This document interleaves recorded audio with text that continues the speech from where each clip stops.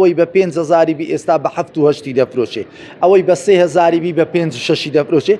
لەگەڵ خراپبوونی کوالیتی بنزینەکان ئیدی ڕۆژڕۆژی ئەو ئۆکتانانەیە، ئەنی هاوڵاتیان بۆ ئەوەی کە کوالیتی بنزینەکەیان باش بکەن ئەم ئۆکتانانە بەکاردێنن. من لە یەکێک لەو سێرڤیسانەم کە لە ماوەی 2 ڕۆژدا یعنی زیاتر لە 100 قڵی یعنی 100 دانەی لەمە فرۆشتووە و شۆفێران ینی هاتوونەتەوە و بۆتە ئەوەی کە کەم ببێتەوە لە بازار.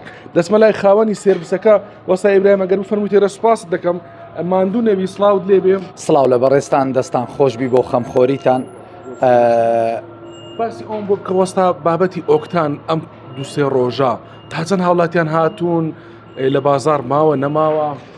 پێش هەموو شتێک تێکردنی ئۆکتان جیهانیە یاخود بەرهەمهێنانی جیهانیە، شتێک نییە تەنها لە کوردستان بفرۆشێ، بەڵام ئەوەی دەیبینین ئێستا بۆتە دیاردەیەکی زۆر باو تێکردنی ئۆکتان. خەڵک دەچی لە وێزگەکانی بنزین تێدەکە، فەوری دێتە لای ئێمە ئەو مادانەی لۆ بەکاردێنین کە دەبتە هۆکاری ئۆکتان بەرزکردنەوە.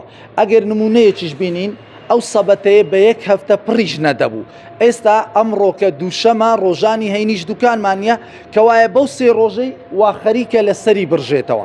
خەڵکیش بردیتی یعنی تێشی نەکردیە، دەنا دەبواە 2 سەبەتەی ئەوەکەین لە ماڵی خۆی تێکردیە. وەستا ئەوە چ لە بنزینەکەی دەکات؟ خاوێنی دەکاتەوە ینی کوالیتەکەی باش دەکات چی دەکات؟ خۆی 2 مادەمان هەیە، یەکیان فیل سیستەمە بۆ پاکردنەوەی لە ناو تانچینە هەتا ڕێڕەوی بنزین لە گزۆزیش فڕی دەدا ئەو پیسە. ئۆکتانەکەش ئۆکتانمان لۆ بەرز دەکاتەوە ئەو ڕێژەی کە شەریکەی کە بنزینی بنیاد دەنێن ئەوانە داوای چ ئۆکتانێک دەکەن ئۆکتانەکەی دەکاتە ئەو ڕێژەی بنمونە 93 94 95. نرخەکەی گۆڕانکاری بەسەردا هاتووە لەگەڵ هەفتەیەک پێش ئێستا؟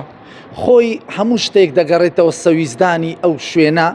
ڕاستە بە هۆکاری زیاد سەرف بوون کەم دەبتەوە لە بازاڕی، زۆر شوێن هەیە گرانی کردیە نرخەکەی.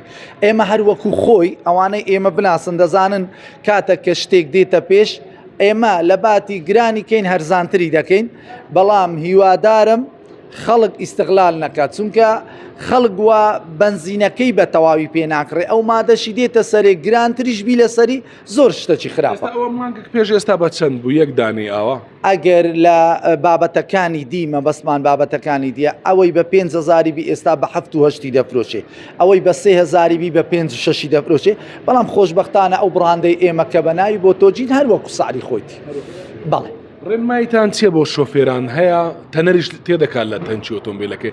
یعنی من خۆم دیومە تەنەری بە 2000 کڕیوە، ڕاستەخۆ لە ئۆتۆمبیلەکەی کردووە، دواتر فیلپۆمپ و پلاکانیشی سوتاوە. بە دڵنیایی شتێکی زۆر جوان بوو. ئەمن ئامۆژگاری شوفێران دەکەم، تەنەر هۆکارەکە ڕاستە بنزینەکەی بە قووەت دەکا، بەڵام شتێکە زۆرترین زیان بە دوای خۆی دادێنی.